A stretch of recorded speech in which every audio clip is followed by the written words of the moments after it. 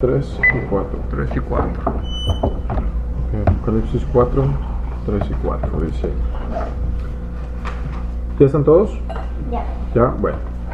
Y el aspecto del que estaba sentado era semejante a piedra de jaspe y de cornalina, y había alrededor del trono un arco iris semejante en aspecto a la esmeralda, y alrededor del trono había 24 tronos, y vi sentados en los tronos a 24 ancianos vestidos de ropas blancas con coronas de oro en sus cabezas.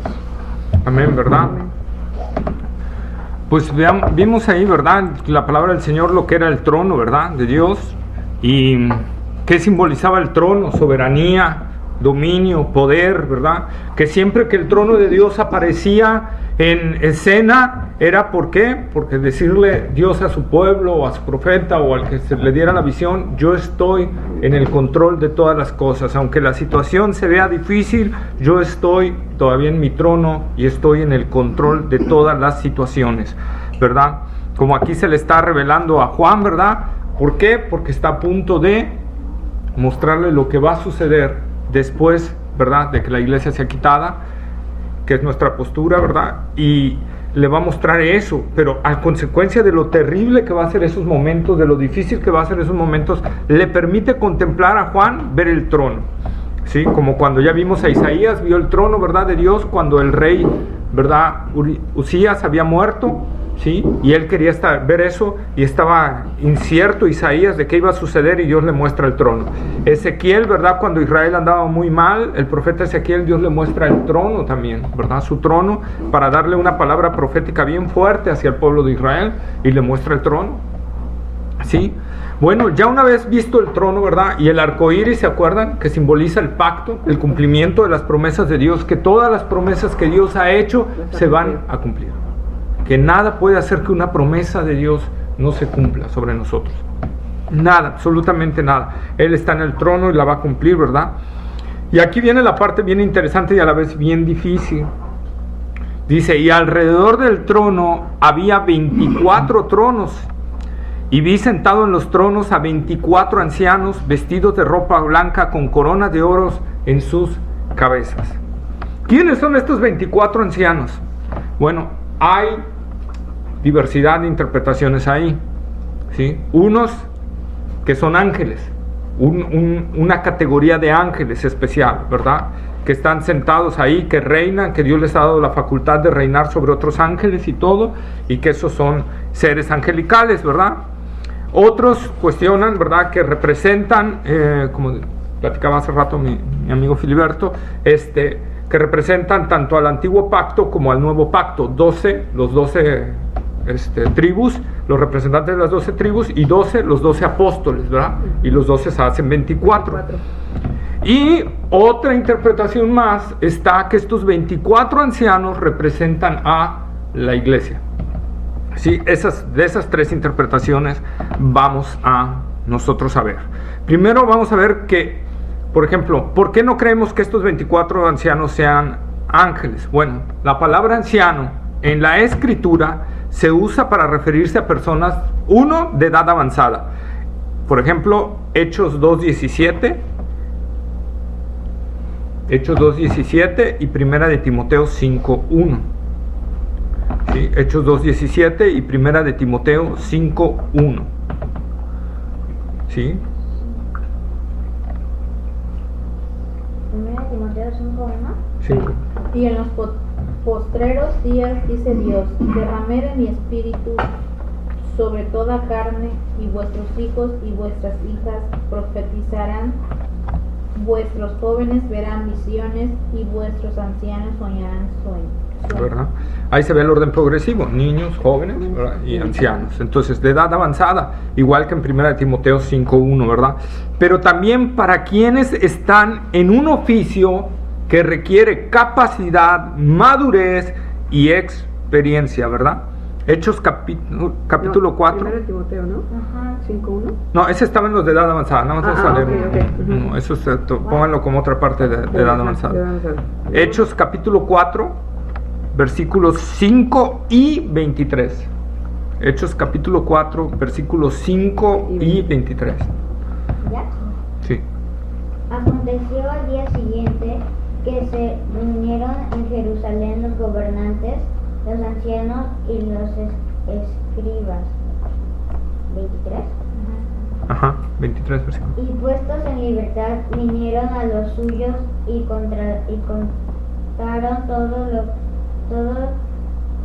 lo que los principales sacerdotes y los ancianos le habían dicho. Amén. ¿Verdad? Ahí buscamos 1 Timoteo 5:17.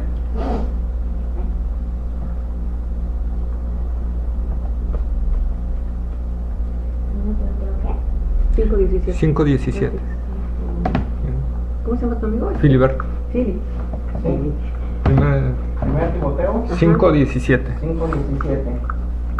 Dice así: los ancianos que gobiernan bien sean tenidos por dignos de doble honor, mayormente los que trabajan y predican y enseñan. Está, ¿verdad? Entonces ahí se requiere un oficio que tenga capacidad, madurez y experiencia, ¿verdad? Ahora, esta palabra, la palabra anciano, nunca en la escritura es utilizado con respecto a un ángel. Entonces Quedan descartados. podría quedarse descartado, ¿verdad? 2. Más adelante, lo vamos a ver en versículos más adelante de Apocalipsis 4, los ancianos se levantan y cantan, ¿verdad? Por ejemplo, Apocalipsis 5, 9 y 10. En Apocalipsis 5, 9 y 10 vemos que los ancianos se levantan y cantan.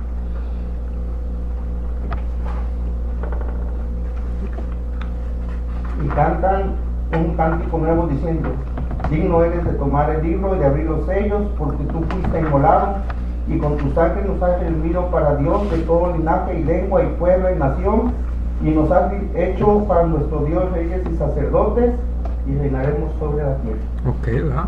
Entonces, ojo, aquí hay algo que yo no lo sabía y lo acabo de encontrar al estar haciendo este estudio. Todas las veces que encontramos que los ángeles alabaron a Dios, no se usa el verbo cantar, se usa el verbo decir. Siempre que hay una aparición de ángeles y que están adorando a Dios, no dice ni cantaban, dice y decían. ¿Sí? Entonces, a la iglesia, o los términos de la iglesia, es el único, o al ser humano, que Dios se le permite adorarlo en un canto, ¿no? Nada más, en toda la escritura nunca se va a aparecer.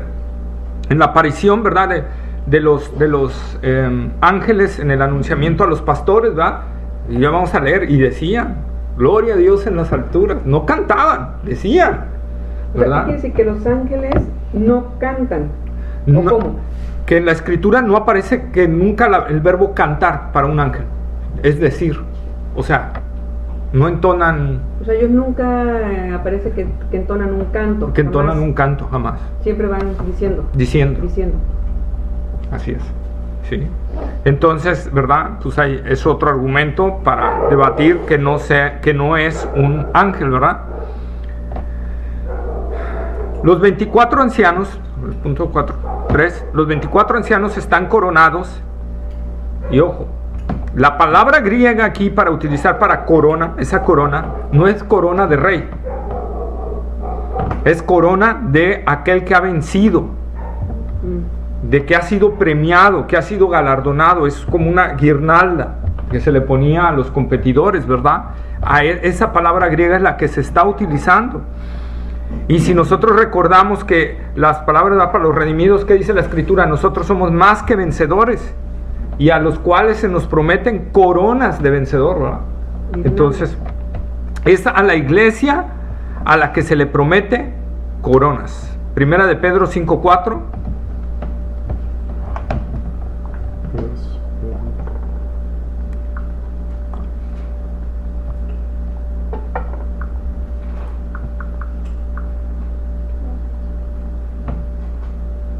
Y cuando aparezca el príncipe de los pastores, vosotros recibiréis la corona incorruptible de gloria.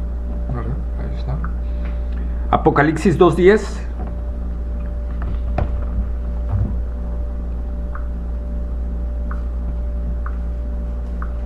No temas en nada lo que vas a padecer. He aquí, el diablo echará a algunos de vosotros en la cárcel para que seáis probados y tendréis tribulación por 10 días. Sé fiel hasta la muerte y yo te daré la corona de la vida. Ahí está, ¿verdad? Fíjense nada más. Y luego, tenemos más citas, nada más anótenlas, no la busquen. Segunda de Timoteo 4:8.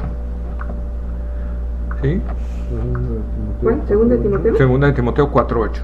Ahora, punto 5. Los que han de juzgar al mundo y a los ángeles no son los propios ángeles, sino la iglesia. Primera de Corintios, capítulo 6, versículos 2 y 3. Ese sí lo buscamos por Primera de Corintios, capítulo 6, versículos 2 y 3. ¿Cuál, perdón, dijiste la cita? Primera de Corintios, capítulo 6, versículos 2 y 3.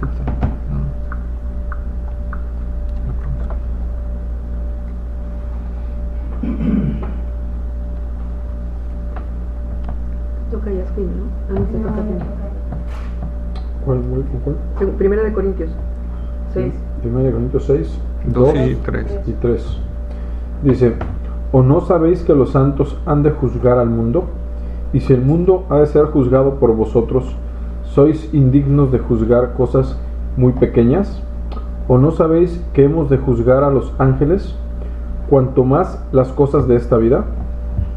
Ahí está, ¿no? Entonces, pues, ¿quién va a juzgar a los ángeles? La iglesia. La iglesia. Entonces estamos, ¿verdad? Y recordemos que aquí se está anticipando a los juicios que han de venir. ¿Sí? 6. La promesa de tronos es para la iglesia, cosa que no se le ha prometido a los ángeles. ¿Sí? Apocalipsis 3:21. Apocalipsis 3:21. Apocalipsis 3:21. Al que venciere le daré que se siente conmigo en mi trono, así como yo he vencido y me he sentado con mi Padre en su trono. Ajá. Perdón, ¿va por turno? Así, Sí, va a ser. disculpa. No te había dicho, yo cometí el error, no te preocupes. Entonces, ¿verdad? Le daré que se sienten sobre qué? Sobre el trono de justicia. Sobre tronos, ¿verdad? Entonces, esa promesa de tronos es para la iglesia. A los ángeles no se le ha prometido tronos. ¿Cuál fue la caída de Satanás? ¿Querer ser como Dios? Ajá, pero ¿qué dijo? Que lo adoraran a él. Que lo adoraran, que se inclinaran. Sí, pero además quería un trono. Sí. Dice, y pondré mi trono junto al trono de Dios. Sí. Ese fue el problema. Ese es el gran detalle, ¿verdad? Entonces, esa es la palabra. Y a los únicos que se les ha dado la promesa de tener tronos es a la iglesia. El calificativo, 7.7, el calificativo de reyes y sacerdotes, pues lo encontramos en la escritura para la iglesia, ¿verdad? Y también, bueno, para Israel. Primera de Pedro, capítulo 2, versículos 5 y 9. ¿Cómo? Primera de Pedro, capítulo 2, versículos 5 y 9. Dos. Adelante, Carmelita, adelante. Adelante, Carmelita, buenas noches. No, 5 y 9. Vosotros también, como piedras vivas, sed edificados como casa espiritual y sacerdocio santo, para ofrecer sacrificios espirituales aceptables a Dios por medio de Jesucristo. Y vosotros sois linaje escogido, real, sacerdocio, nación santa, pueblo adquirido por Dios, para que anunciéis las virtudes de aquel que os llamó de las tinieblas a su luz admirable. ¿Verdad? Qué calificativo. Con esto debemos de analizar, ¿verdad? Todo lo que Dios nos está ofreciendo en la salvación. Lo que Dios nos está dando en la salvación. Lo que Dios nos está mostrando en la salvación. Dice la escritura que vamos a ser reyes y sacerdotes, o que ya somos. Que ya somos. Que ya somos, ¿verdad? Y que vamos a ofrecer. Entonces, día a día, la función de un sacerdote es día a día ofrecer a Dios sacrificios, ¿verdad? Y es lo que dice Pablo, ¿verdad? Que nos presentemos diariamente a Dios, presentándonos como un sacrificio vivo, ¿verdad? Presentando nuestros cuerpos en sacrificio. ante el Señor. Somos reyes, somos sacerdotes delante de Dios. Un sacerdote que no oficiaba algo y que se negaba a oficiar algo, era duro. Nosotros tenemos que entender que no podemos hacer eso. No podemos dejar pasar un día sin oficiarle a Dios su culto, su adoración, su entrega, mi sacrificio a Él. ¿Qué es la oración? La oración, la meditación de la palabra, ¿verdad? Diaria, sí. Esa es la parte. Tengo que ir con ese espíritu de entregarme yo mismo al Señor en primer lugar, como un sacrificio. ¿Sí? Tenemos esa gran función y tenemos la esperanza de que si somos fieles al Señor, ¿verdad? Nos sentaremos en tronos, nos coronará, nos dará la facultad de juzgar ángeles, ¿verdad? Tendremos muchas ventajas y muchas bendiciones arriba en los cielos. Por eso, como decía el pastor Francis Chan, ¿verdad? Un día le sacó a su iglesia una cuerda larguísima, pero larga, como 20, 30 metros así, y pintó la puntita de rojo y dijo: ustedes ven toda esta larga, hagan de cuenta que no termina, por eso la compré así, hagan de cuenta que no termina esa cuerda. Dice: yo estoy valorando mi vida aquí en la tierra, representa esto rojo, y todo esto es la eternidad. Y yo le estoy dando más importancia a esto rojo que a todo esto. Dice, ahí hay un gran problema. Dice, porque si yo me estoy enfocando en esta vida y no estoy poniendo mi vista, como dice Hebreos, en Cristo el autor y consumador de la fe, poniendo la vista en la patria celestial, ¿verdad? Como decía que hacían los antiguos profetas. Ellos no se veían aquí abajo, ellos ponían su mirada en la patria celestial que estaba arriba, ¿verdad? Ellos se sentían peregrinos y forasteros en esta tierra, o sea, no tenían sus sentimientos aquí, los tenían allá arriba. Y dice, si yo me enfoco a esto, entonces estoy perdiendo todo esto. Yo tengo que enfocar esto, mi vida, en esto. Tengo que enfocarla en esto. Es que el ser humano cree en lo que ve. Ah, exacto. Y todo lo demás que tú dices, esa cuerda larga es fe. Es fe. Y muchos no podemos verla así.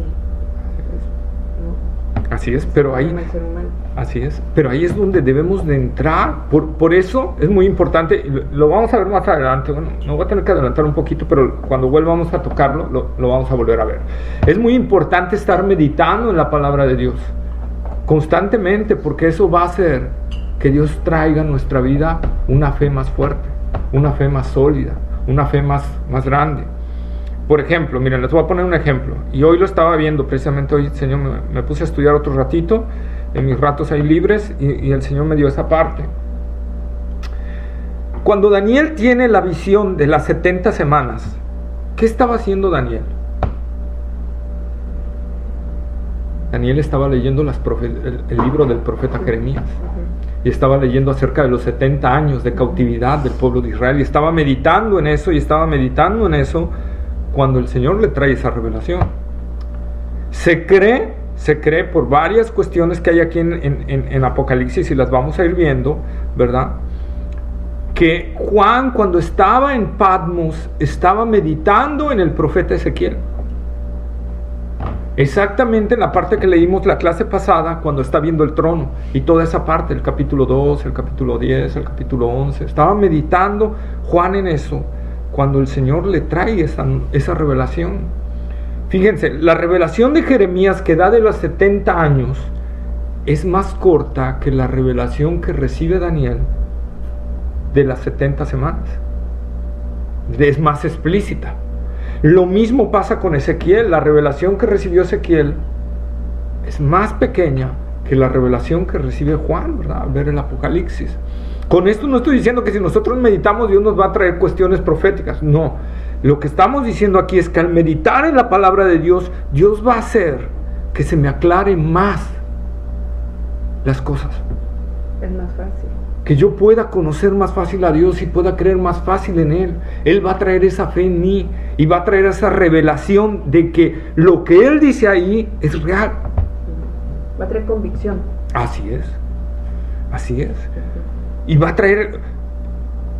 exactamente, la palabra es convicción, pero va a traer vida, como si esa palabra, que es palabra viva, tomara vida dentro de nosotros. Al estarla meditando, y de repente vas a reaccionar y vas a decir, ay, espérame, yo nunca había entendido este texto y ahora lo estoy entendiendo, ¿verdad? Me lo habían explicado, pero no me entraba en la cabeza y ahora lo estoy entendiendo. Pero eso viene de estar meditando en la palabra del Señor. Y meditar es meditar, ¿verdad? Salmo, por ejemplo, muy conocido Salmo 23, ¿no? Jehová es mi pastor. Jehová es mi pastor. ¿Qué es que sea mi pastor? ¿Qué significa que sea mi pastor? ¿Qué traigo con eso? De hecho, en el tiempo que entré al Evangelio, yo no podía entender cómo es que Jesús era el mismo Dios. Y por más que me lo decían, cuando uno el verbo, ¿no? Y mis amigos me decían que era muy incrédulo, me decían Tomás, o sea, tú nada más crees, pero pues yo quería que alguien me explicara. No podían, hasta que una vez leyendo la palabra en Juan, ahí cuando dice, y aquella palabra se hizo aquel verbo, o sea, aquella palabra tomó forma de hombre, o sea, Dios, ¿no? Jesús el corazón, la voz de Dios, o sea, tomó forma de hombre. Y se me abrió mi entendimiento con Dios. Y ahora entiendo por qué es el mismo Dios, o sea, por qué yo no podía entender, Padre, Hijo y Espíritu, son tres, y no pueden hasta que Dios me lo reveló. Amén. Pero en base a la meditación y a la lectura de la palabra, la oración. Amén. Así es, ahí está. O sea, ese es un punto, estar meditando en la palabra de Dios va a ser que es real. Mucha gente dice, es que yo no sé por qué tú crees tanto así, yo por más que me esfuerzo no puedo creer. No, porque no estás leyendo la palabra de Dios. Como decía por ahí un pastor que no recuerdo la frase, de quién es, no recuerdo el creador de esa frase, pero dice, ¿quieres que Dios te hable mucho, mucho, mucho? ¿Que te hable diariamente? ¿Quieres oír su voz diariamente? Sí, estudia la palabra de Dios. Mucho. Di mucho, mucho, mucho y diariamente. Y Dios va a hablar a tu vida mucho, mucho, mucho y diariamente. Esa es la parte que nosotros tenemos que ver, ¿verdad? La revelación de Dios está ahí en la palabra. Entonces yo puedo entender eso y voy a poder entender por qué es más factible poner mi mirada en la eternidad que pasar todo lo que pueda pasar ahí. Muchas veces decimos y oímos, ¿verdad? ¿Por qué los cristianos de antes no temían el ser aventado en el coliseo de los romanos con los leones? No temían el que los llevaran a la hoguera y los quemaran. No temían a que los fueran a torturar. En cambio, sus enemigos se rabiaban porque veían que morían con gozo mientras los leones los estaban destrozando. Se enojaban porque los veían cómo se quemaban y ardían en vida y ellos estaban como si no sintieran ningún dolor y alabando y glorificando a Dios. Y unos decimos, wow, es sorprendente, ¿no? Wow, qué grandes hombres. No, eran hombres iguales que nosotros. La única diferencia es eso, la comunión que tengamos con el Señor. La convicción que ellos tenían. Así es, la convicción. Y eso solo se logra mediante la comunión con Dios, la oración y el estudio continuo de la palabra de Dios. ¿Sí? Como les he dicho varias veces, ¿verdad? Es como si yo nada más me sostengo de los estudios, entonces es como si yo nada más comiera una vez por semana y los otros 6 días no como. ¿Qué me va a pasar? Me voy a enfermar. Sí, desnutrición. ¿Verdad? Lo mismo sucede en la vida espiritual. Entonces, yo quiero, si nosotros entendemos esto, todo lo que tiene el Señor para nosotros allá arriba,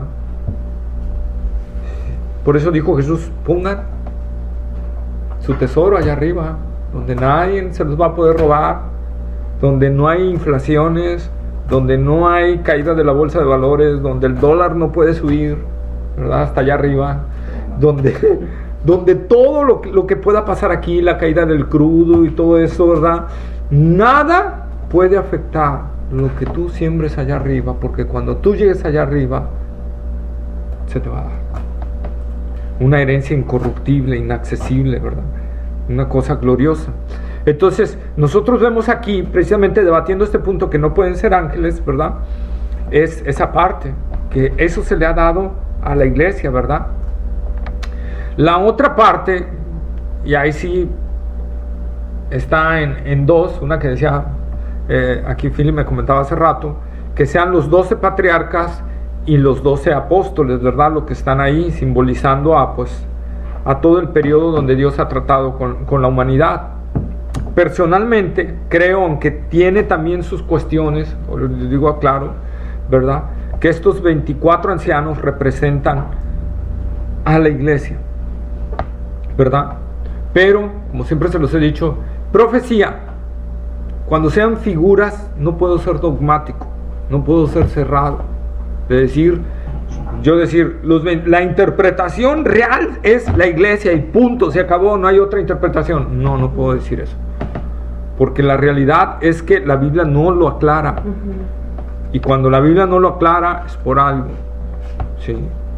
Dios nos revela lo que podemos asimilar, no nos va a revelar aquello, como dice, las cosas reveladas, no me acuerdo en dónde está esa parte de la escritura, pero dice, las cosas reveladas para nosotros, las cosas secretas son de Dios, y Dios, lo que no ha querido revelar, no lo va a revelar, ¿verdad? Así de sencillo. Entonces tenemos esa parte, ¿verdad?, nosotros que tenemos que darle, ¿sí? Ahora, ¿por qué podemos ver? Bueno, esos 24, eso lo podemos ver en el Antiguo Testamento. Por ejemplo, vamos a Primera de Crónicas, capítulo 24, versículos 1 al 19. Primera de Crónicas, capítulo 24, versículos 1 al 19, ¿verdad? Donde vamos a ver aquí que son las clases sacerdotales que había en el Antiguo Testamento, ¿verdad? 24. De 1 al 19. Al 19. 24. Del 1 al 19. Versículo 1 al 19. O sea, el capítulo es el 24 y los versículos 1 al 19. ¿Ya? ¿Sí? También los hijos de Aarón fueron distribuidos en grupos. Los hijos de Aarón, Nadab, Abiú, Eleazar e Itamar, más como Nadab y Abiú murieron antes de que su padre y no tuvieron hijos. Eleazar e Itamar ejercieron el sacerdocio. Y David con Sadoc, de los hijos de Eleazar, y Amimelech, de los hijos de Itamar, los repartió por sus turnos en el ministerio. Y de los hijos de Eleazar había más varones principales que de los hijos de Itamar, y los repartieron así: de los hijos de Eleazar 16 cabezas de casas paternas, y de los hijos de Itamar por sus casas paternas 8. Ok, si quieren hasta ahí la dejamos para no leer tanto, pero ya vieron cómo va, y eran 24 clases sacerdotales que iban ofreciéndose a Dios, ¿verdad?, por turnos, en 24 turnos, ¿verdad? Entraba un turno, descansaba, venía el otro turno, descansaba. Al juntarse estos 24 formaban el sacerdocio completo del servicio al Señor, ¿verdad?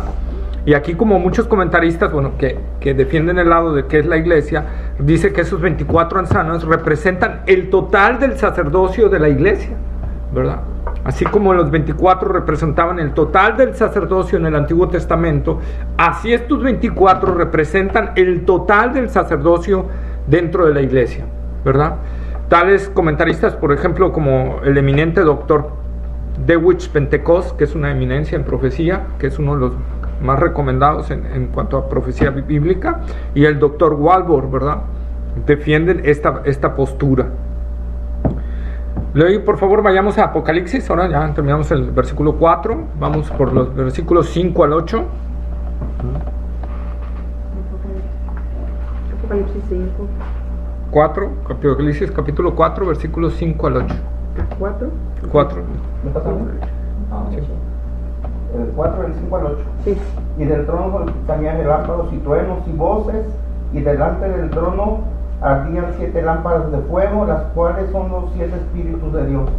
Y delante del trono había como un mar de vidrio semejante al cristal. Y junto al trono y alrededor del trono 4 seres vivientes llenos de ojos delante y detrás. El primer ser viviente era semejante a un león. El segundo era semejante a un becerro. El tercero tenía rostro de hombre. El cuarto era semejante a un águila volando. Y los 4 seres vivientes tenían cada uno 6 alas, y alrededor y por delante y detrás estaban llenos de ojos. Y no cesaban día y noche de decir: Santo, Santo, Santo, el Señor Dios Todopoderoso, el que era, que es y que ha de venir. Amén, ¿verdad? Entonces, aquí nosotros vamos a ver, ¿verdad? La siguiente, o sea, Juan sigue contemplando el trono. ¿Y qué ve en el trono? Bueno, ya vimos 24 tronos que pueden simbolizar a la iglesia. Ya vimos los argumentos, ¿no?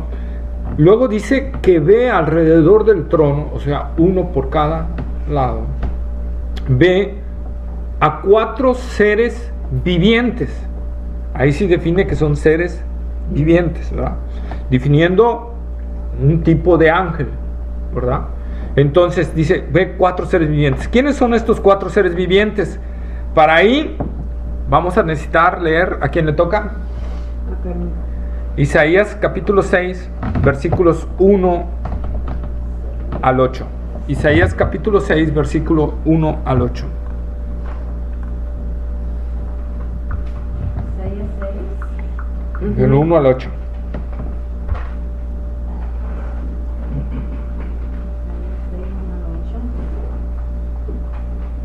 En el año que murió el rey Usías, vi yo al Señor sentado sobre un trono alto y sublime, y sus faldas llenaban el templo. Por encima de él había serafines, cada uno tenía 6 alas, con 2 cubrían sus rostros, con 2 cubrían sus pies, y con 2 volaban. Y el uno al otro daba voces, diciendo: Santo, Santo, Santo Jehová de los ejércitos, toda la tierra está llena de su gloria. Y los quiciales de las puertas se estremecieron con la voz del que clamaba, y la casa se llenó de humo.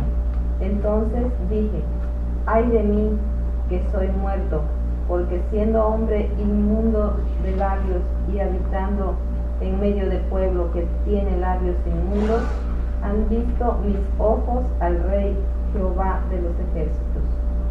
Y voló hacia mí uno de los serafines, teniendo en su mano un carbón encendido, tomado del altar con unas tenazas. Hasta el 8, ¿verdad? Sí. Y tocando con el sobre mi boca, dijo: he aquí que esto tocó tus labios, y es quitada tu culpa, y limpio tu pecado. Después se oí la voz del Señor que decía: ¿a quién enviaré? ¿Y quién irá por nosotros? Entonces respondí: yo, heme aquí, envíame a mí. Ok. Por lo mientras vayan buscando Ezequiel capítulo 1, versículos 3, ahí sí está largo. 3, ¿a quién le toca? A Itzayana. Ezequiel. Capítulo 1, versículo 3 al 26. Ezequiel es niño son. Después de Isaías sigue Jeremías, Lamentaciones y Ezequiel. ¿Capítulo qué? 1. Tres. Capítulo 1. ¿Cuál? ¿3 o 1? 1. Ezequiel 1. Del 3 al 26.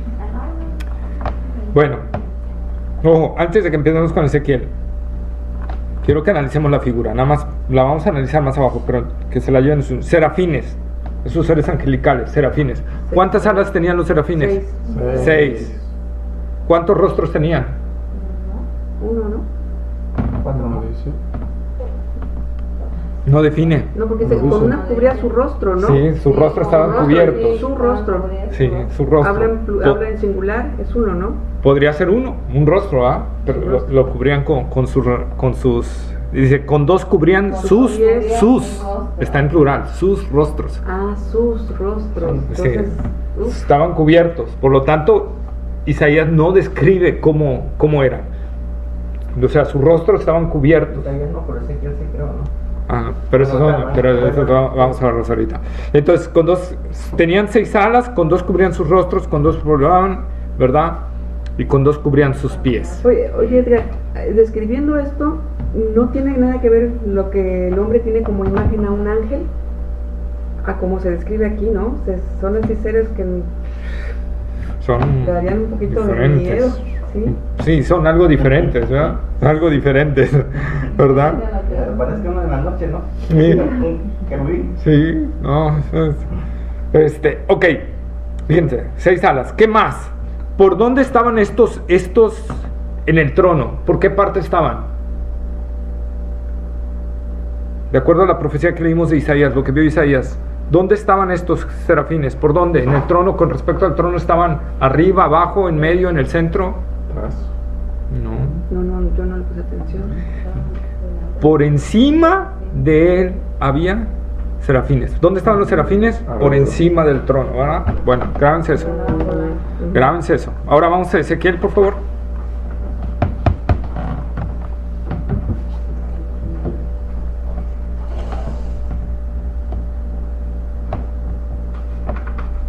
Vino palabra de Jehová al sacerdote Ezequiel, hijo de Buzi, en la tierra de los caldeos, junto al río Quebar.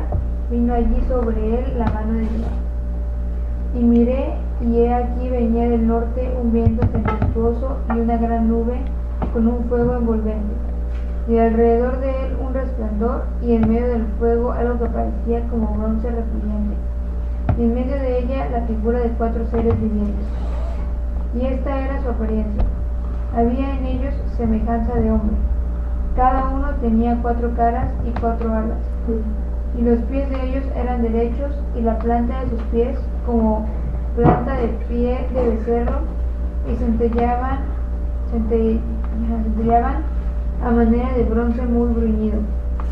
Debajo de sus alas, a sus 4 lados, tenían manos de hombre, y sus caras y sus alas por los 4 lados. Con las alas se juntaban el uno al otro, no se volvían cuando andaban, sino que cada uno caminaba derecho hacia adelante. Y el aspecto de sus caras era cara de hombre, y cara de león al lado derecho de los 4, y cara de buey a la izquierda en los 4. Asimismo había en los 4 cara de águila. Así eran sus caras, y tenían sus alas extendidas por encima, cada 2, las cuales se juntaban, y las otras 2 cubrían sus cuerpos. Y cada uno caminaba derecho hacia adelante, hacia donde el Espíritu les movía que anduviesen. Andaban, y cuando andaban no se volvían. Cuanto a la semejanza de los seres vivientes, su aspecto era como de corpones de fuego encendidos, como visión de hachones encendidos que andaba entre los seres vivientes. Y el fuego resplandecía, y del fuego salían relámpagos. Y los seres vivientes corrían y volvían a semejanza de relámpagos. Mientras yo miraba a los seres vivientes, he aquí una rueda sobre la tierra junto a los seres vivientes a los 4 lados. El aspecto de las ruedas y su obra era semejante al color del crisólito, y las 4 tenían una misma semejanza. Su apariencia y su obra eran como rueda en medio de rueda. Cuando andaban se movían hacia sus 4 costados, no se volvían cuando andaban.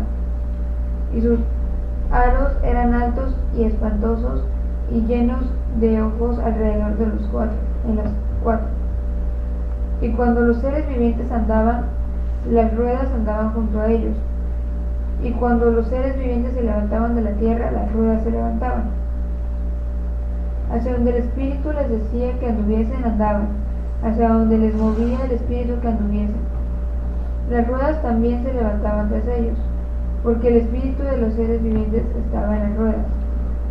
Cuando ellos andaban, andaban ellas, y cuando ellos se paraban ellas. Asimismo, cuando se levantaban de la tierra, las ruedas se levantaban tras ellos, porque el Espíritu de los seres vivientes estaba en las ruedas.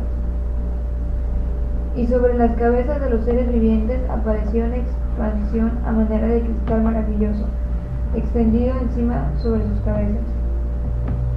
Y debajo de la expansión las alas de ellos estaban derechas, extendiéndose la una hacia la otra, y cada una tenía 2 alas que cubrían su cuerpo. Y oía el sonido de sus alas cuando andaban, como sonido de muchas aguas, como la voz del Omnipotente, como ruido de muchedumbre, como el ruido de un ejército. Cuando se paraban, bajaban sus alas. Ok, entonces ya vieron, a ver, estos querubines, los de Isaías, ¿qué eran? Serafines. Serafines. Y estos son Querubines. querubines, ¿verdad? En su Estos diferencia. querubines, ¿qué aspecto tenían? ¿Cómo era su rostro? ¿Tenían qué? ¿Cada uno qué tenían? Tenían cara de hombre, cara de buey y cara de león. Y águila. Y Y de águila. águilas, los 4. Bien. 4, ¿verdad? 4 tenían, 4 cada uno. ¿Cuántas alas tenían? 4. 4 alas, ¿verdad? Los otros 6. Y los otros 6. Perfecto. Ahora vámonos a Isaías, a Apocalipsis, a lo que leímos ahorita.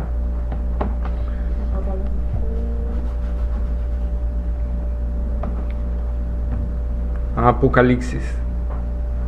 Díganme, ¿cuál de los dos que vimos, serafines y querubines, coincide con el de Apocalipsis?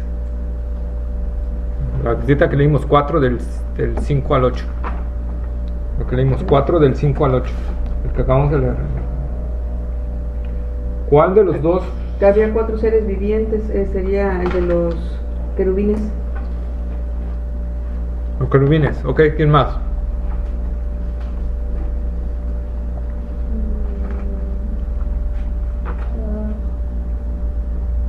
Me parecen los serafines. ¿Serafines? Ok. Ahí está. Sí, porque decía que de los serafines no les veía la cara. Ujú. Y estos dice, tenía rostro de hombre, De becerro de cerro, y de león. de águila volando, dice, Y de león. Querubines. de león.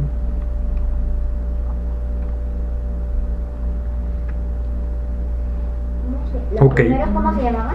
Serafines. Serafines. Esas, los serafines. Ok. Pues bueno, les voy a dar mi postura. Ninguno de los dos. Oh, que la- Los dos juntos. ¿Por qué? ¿Por dónde? Analicen. ¿Dónde estaban los querubines? Ya vimos que los serafines estaban por encima. Los serafines Del por trono. encima, sí. Los querubines atrás. abajo del trono. ¿Y estos seres vivientes que describe Juan, dónde estaban? ¿Eh? El trono. Ajá, ¿cómo dice? Alrededor del trono. Alrededor del trono. Ah, ¿Sí? Los serafines no tienen ojos. Juan no los describe con ojos alrededor. vaya, aquí en las costillas, ¿no? Todo el Todo cuerpo, aquí, todo ojos por aquí. frente y por detrás, cubiertos. No los describe así Isaías en la visión de los serafines. Cuestión que sí lo define en los querubines, pero en los querubines describen que tenían 4 alas y los seres vivientes de Apocalipsis tienen 6 alas. ¿Sí?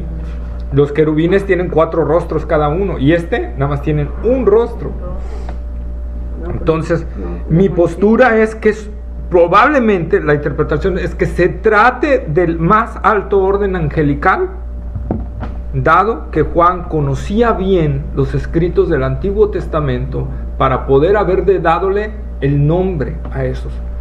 Juan hubiera podido decir, y vi a los querubines, y vi a los serafines, pero Juan solo describe, vi 4 seres vivientes, ¿va? No los pudo describir. No los pudo describir. O más bien no pudo darle un nombre, Así es. porque sí los describe. Sí. Entonces, por ese lado creo, y con razón también apoyado en autores, ¿verdad? Porque para poderles dar la clase, leo varios comentarios, es que se trate de una orden angelical y quizá la de más alto rango. ¿Sí? ¿Ok? Recordemos, por ejemplo, que así a Dios no le ha placido revelarnos todos los rangos, ¿verdad? Pero sí nos da una referencia, por ejemplo, Efesios 6:12, Efesios capítulo 6, versículo 12. Quien lo tenga, háblelo en griego. No, no es cierto. Efesios 6:12.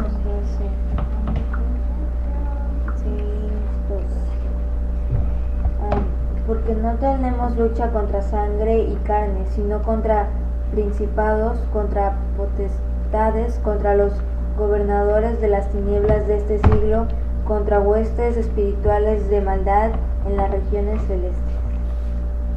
Fíjense, Pablo está diciendo aquí que nuestra batalla es contra seres espirituales que se dividen en principados, potestades, gobernadores de las tinieblas y huestes espirituales de maldad, ¿verdad? Es un rango.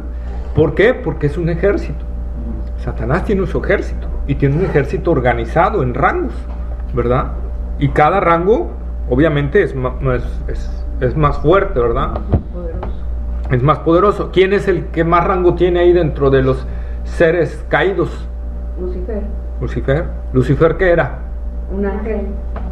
¿Pero qué tipo de ángel? Era un querubín. Exacto, era un querubín, ¿verdad? O querubín protector, ¿verdad? Entonces era un querubín, o sea que era también un ángel de alto rango, ¿verdad? Por eso, y lo vamos a ver, bueno, lo vamos a ver. A ver, lean Colosenses 1:16. New. 1:16. 1:16. ¿Ya están? Ya. Dice, porque en Él fueron creadas todas las cosas, las que hay en los cielos y las que hay en la tierra, visibles e invisibles, sean tronos, sean dominios, sean principados, sean potestades, todo fue creado por medio de Él y para Él. ¿Verdad? Ahí nos describe también un poco Pablo, ¿verdad? De ese detalle. Por ejemplo, el apóstol Pedro, ¿verdad? También nos habla, primera de Pedro 3:22.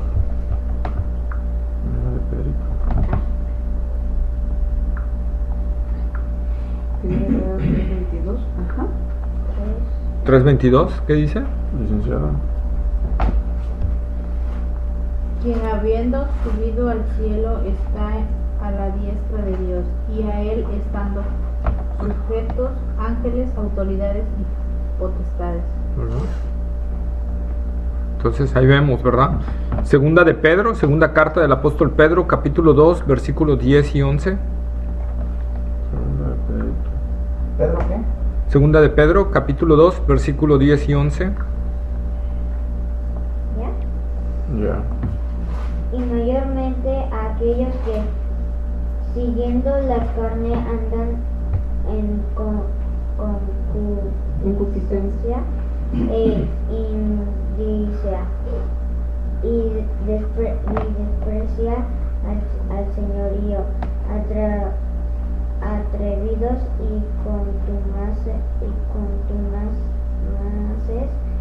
no temen decir más de las potestades superiores, mientras que los ángeles, que son mayores en fuerza y en potencia, no pronuncian juicio de maldición contra ellas delante del Señor. Amén. Entonces nosotros podemos ver ahí, ¿verdad? Todo lo que están hablando. No se nos aclara bien, pero nos da en la Biblia una referencia a principados, potestades, gobernadores. Judas, epístola de Judas, no Iscariote, sino el otro Judas. Judas capítulo 1, versículo 8 y 9. Judas Tadeo. No obstante, de la misma manera también estos soñadores mancillan la carne, rechazan la autoridad y blasfeman de las potestades superiores. Apocalipsis. Pero cuando el arcángel Miguel contendía con el diablo, disputando con él por el cuerpo de Moisés, no se atrevió a proferir juicio de maldición contra él, sino que dijo: el Señor te reprenda. Es lo que hablamos, ¿verdad? Las otras veces. El arcángel Miguel, o sea, hay arcángeles también, ¿verdad? No se habla que sea el único, pero hay arcángeles. Entonces, el arcángel Miguel contendía con el diablo, ¿verdad? Estaba disputando con Satanás, ¿verdad? Eso quiere decir, había una lucha entre dos seres angelicales, ¿verdad? Y estaban peleando. ¿Por qué? Bueno, ahí después lo aclara la escritura, por el cuerpo de Moisés, ¿verdad? Estaban peleando. ¿Y qué pasa? Dice, el arcángel Miguel no se atrevió a proferir juicio de maldición contra Satanás, sino que le dijo el Señor: te reprenda.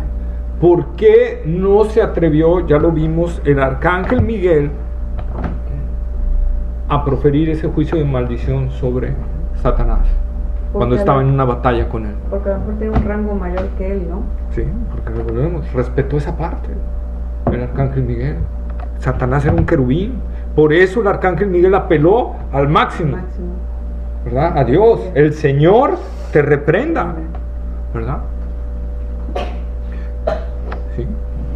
Entonces esa es la parte que nosotros tenemos que ver. Por eso Pedro dice estos que no, o sea, la gente que se mete en la guerra espiritual no está entendiendo estas partes. Que hay cuestiones que uno no se debe de meter. La Biblia no nos manda andar buscando al diablo y echándole pleito, y eso no nos manda la Biblia. La Biblia dice: sométete a Dios, resiste al diablo y huirá de vosotros. Pero hay gente que se atreve a maldecir al diablo, que se atreve, ¿verdad?, a retarlo. Entonces eso no es posible. La misma Biblia lo está prohibiendo. Es un gran error. Vamos a perder. Y la mayoría de la gente que veo que se mete en esas cosas termina muy mal. Muy mal. Entonces, cuidado, hermanos. ¿Sí?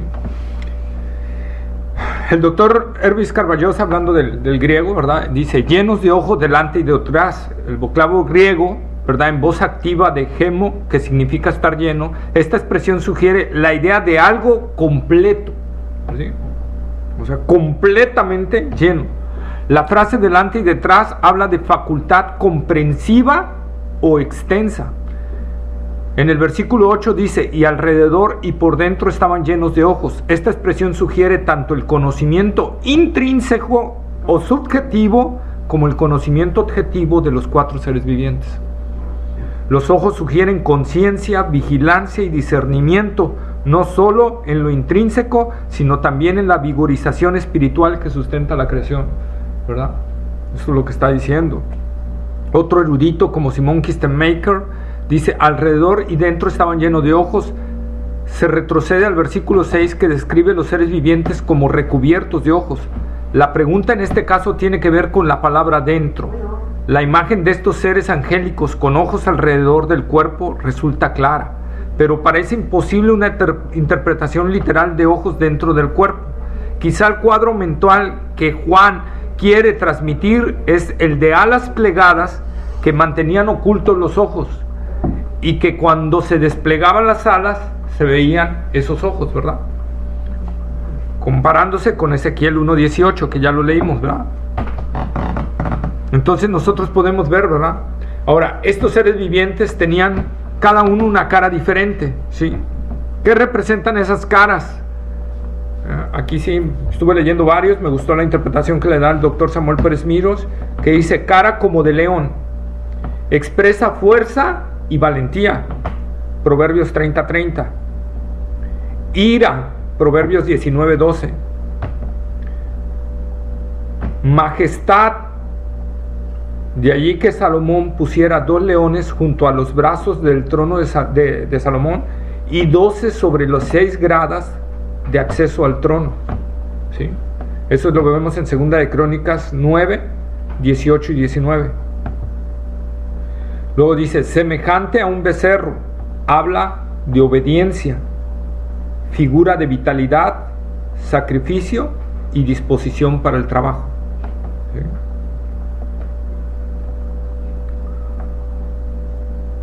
Rostro como de hombre, figura de capacidad, sensibilidad y voluntad para el ejercicio de la autoridad delegada. ¿Capacidad de qué? Capacidad, sensibilidad y voluntad para el ejercicio de la autoridad delegada. El cuarto, semejante a un águila volando. El águila representa rapidez y elevación de vuelo, representando la rapidez con la que ejecutan los mandatos de Dios, sea para llevar un mensaje o para ejecutar un juicio, ¿sí? Toda esta visión del trono tan gloriosa y temible, con los 7 espíritus junto a los 24 ancianos y los 4 seres vivientes, nos hablan del próximo terrible juicio que está por desatarse sobre las personas, y que todo esto es justo y santo. Así es como termina el capítulo 4, con una acción de adoración al que está sentado en el trono, ¿verdad? A ese que está sentado en el trono. ¿Qué dice Apocalipsis 4, otra vez 8 hasta finalizar el capítulo 8 al 11.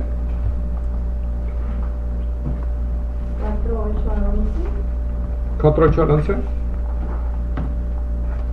Dice, y los 4 seres vivientes tenían cada uno 6 alas, y alrededor y por dentro estaban llenos de ojos, y no cesaban día y noche de decir: Santo, Santo, Santo es el Señor Dios Todopoderoso, el que era, el que es y el que ha de venir.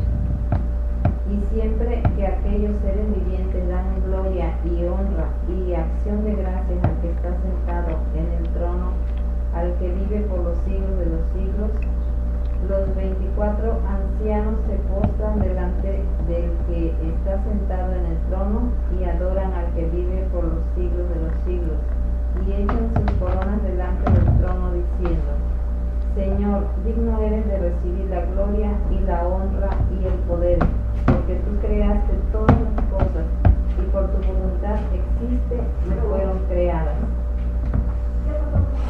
Amén. Y vi en la mano derecha del que estaba sentado en el trono un libro escrito por dentro y por fuera, sellado en 7 sellos. Y vi a un ángel fuerte que... No, pero ya estamos en el 5. Ahí ya estamos en el 5. Sí, sí. Hasta el 11.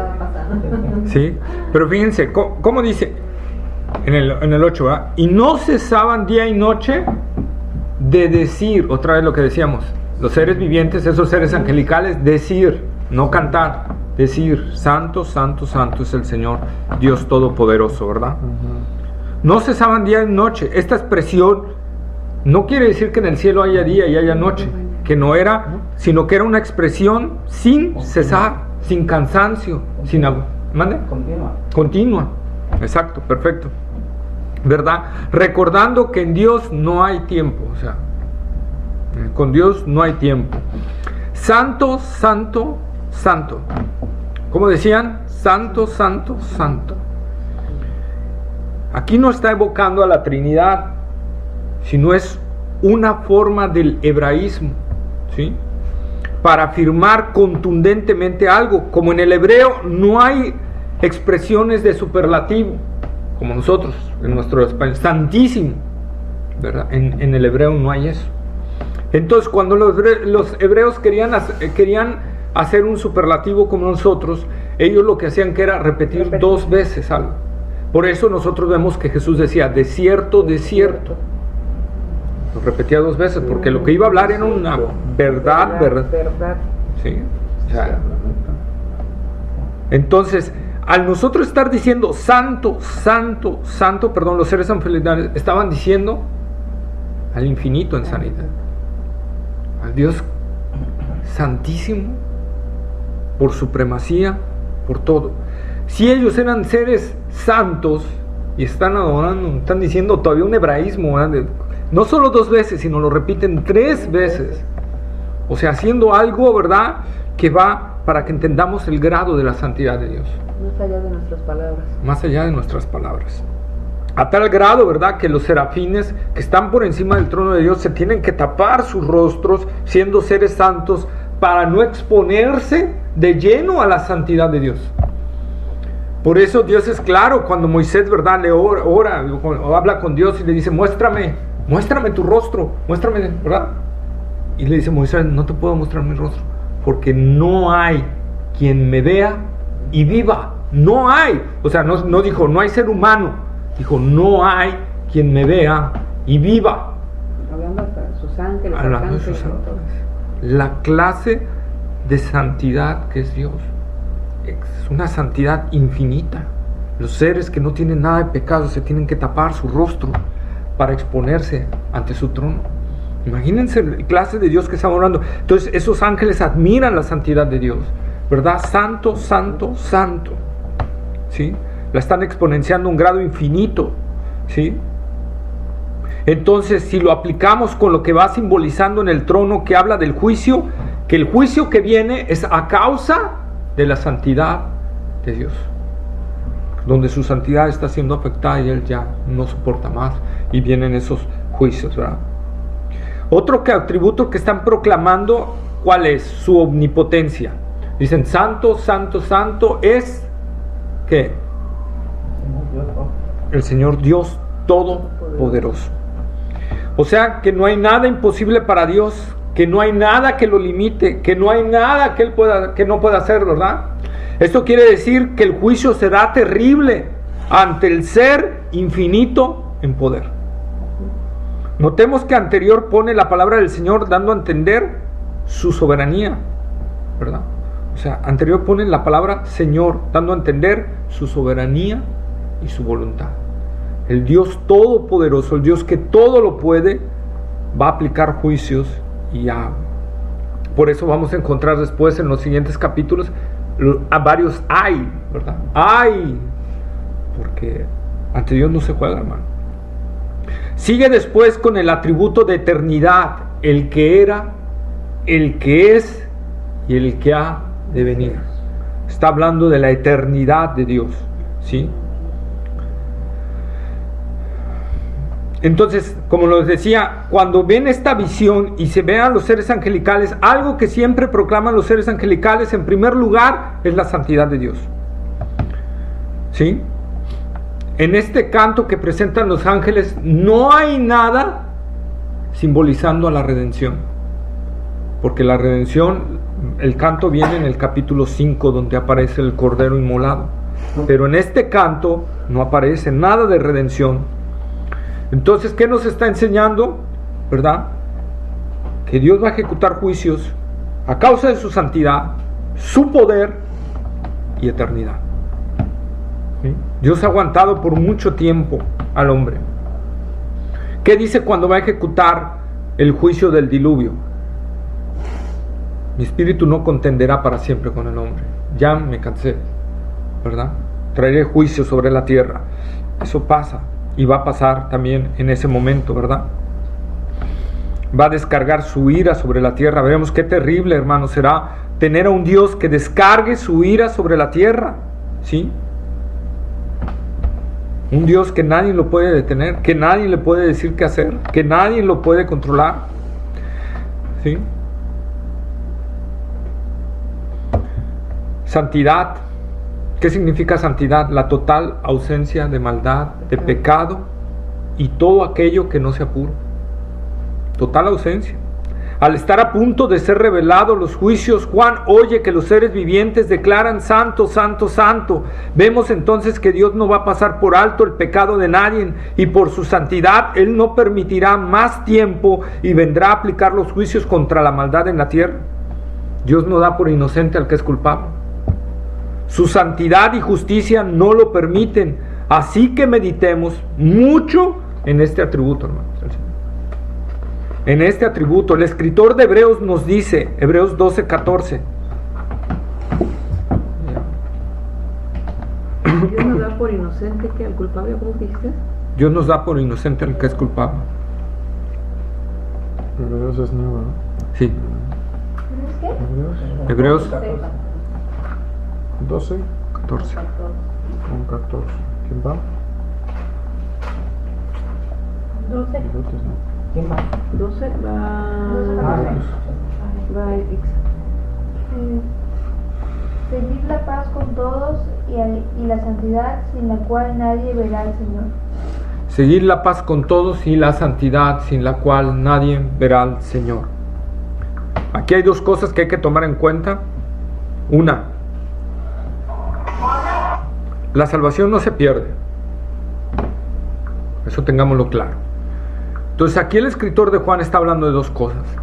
Si nosotros como cristianos queremos una vida de comunión con el Señor, donde podamos caminar con el Señor como caminó Enoc, ¿verdad? Que dice Génesis, Enoc caminó con Dios, dejó testimonio de que caminó con Dios y Dios se lo llevó, ¿verdad? Fue el primer arrebatado. Pocas palabras.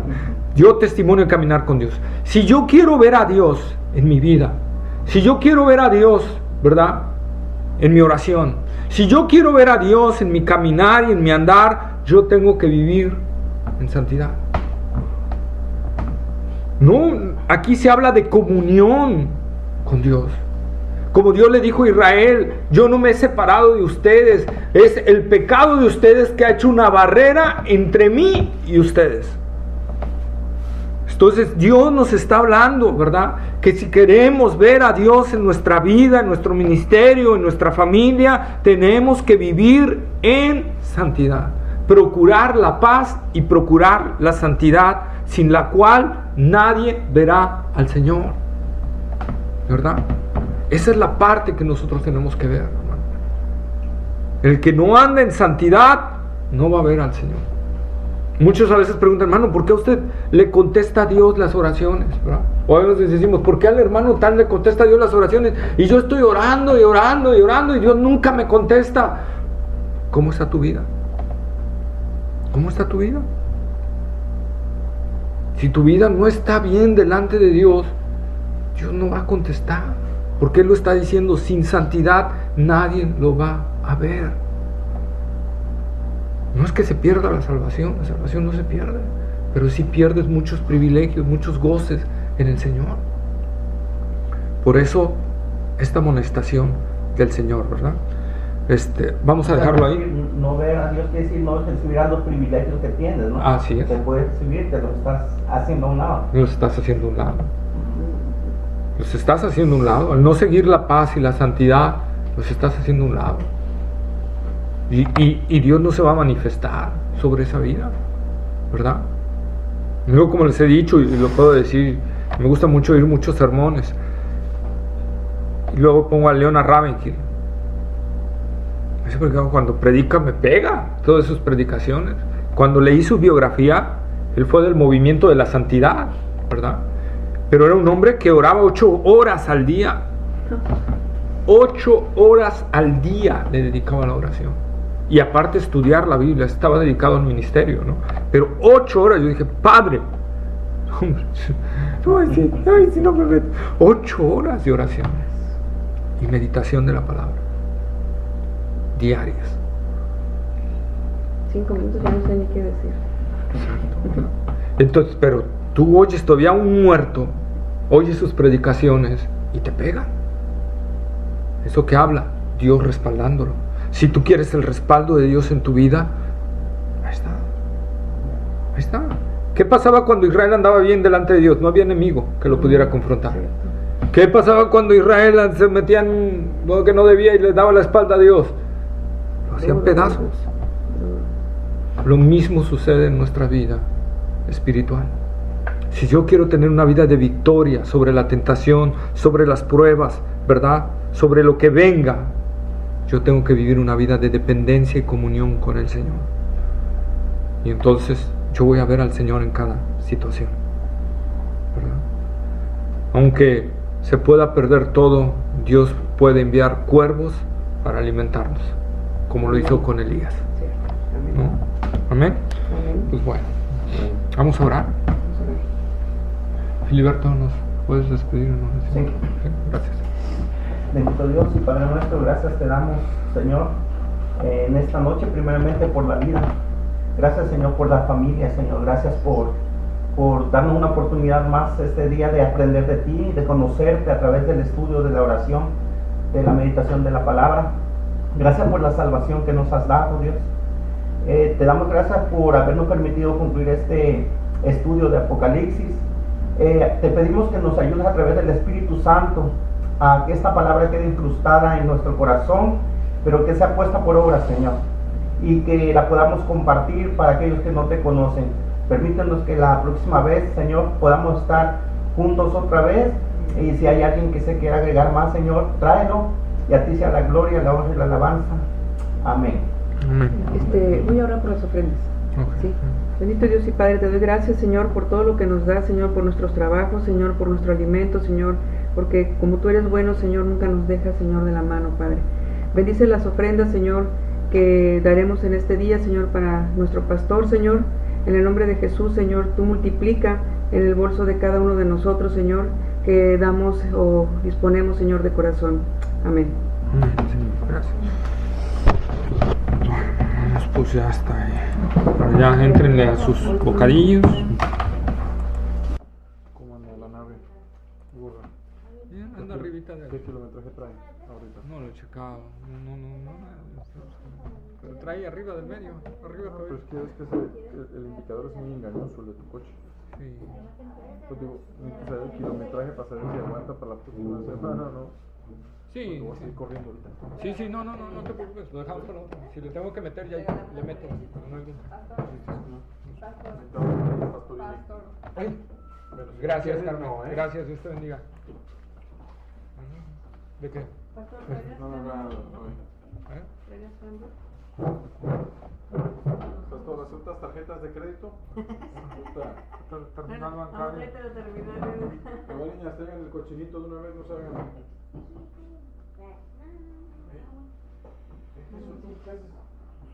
¿Qué pasó?